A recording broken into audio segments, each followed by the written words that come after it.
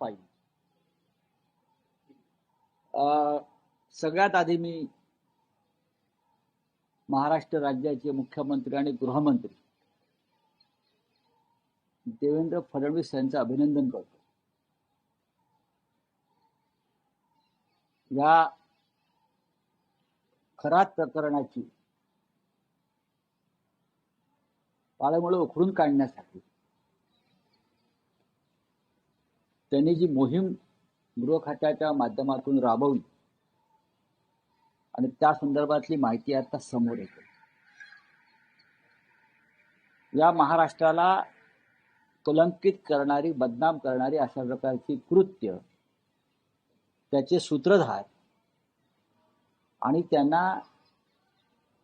राजकीय सामाजिक प्रतिष्ठा देणारे पुढारी, मंत्री, या सगळ्यांचे धावे मुख्यमंत्र्यांच्या कारवाईमुळे दणाणलेले दिसत आहेत.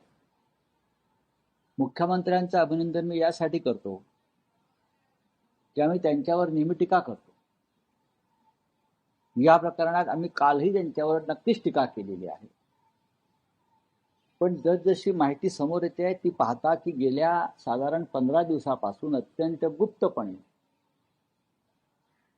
मुख्यमंत्र्यांनी या खरात फाईल संदर्भात कारवाईचे आदेश दिले होते आणि त्यानुसार पोलिसांची पथकं काम करत होती आणि ते ऑपरेशन यशस्वी झालेलं.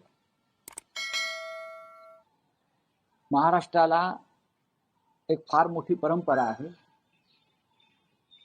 ती म्हणजे सामाजिक चळवळीची, पुरोगामी विचारांची आणि अंधश्रद्धेविरुद्ध लढणे. या परंपरेला गेल्या काही काळापासून डाग लावण्याचं काम मुख्यमंत्र्यांच्या मंत्रिमंडळातले सहकारी करताना दिसत आहेत आणि ते अत्यंत गंभीर आणि दुर्दैवी आहे. मुख्यमंत्र्यांनी याबाबतची साफसफाई जर सुरू केली असेल तर ते कौतुकास पात्र आहे. माझ्या माहितीनुसार हा जो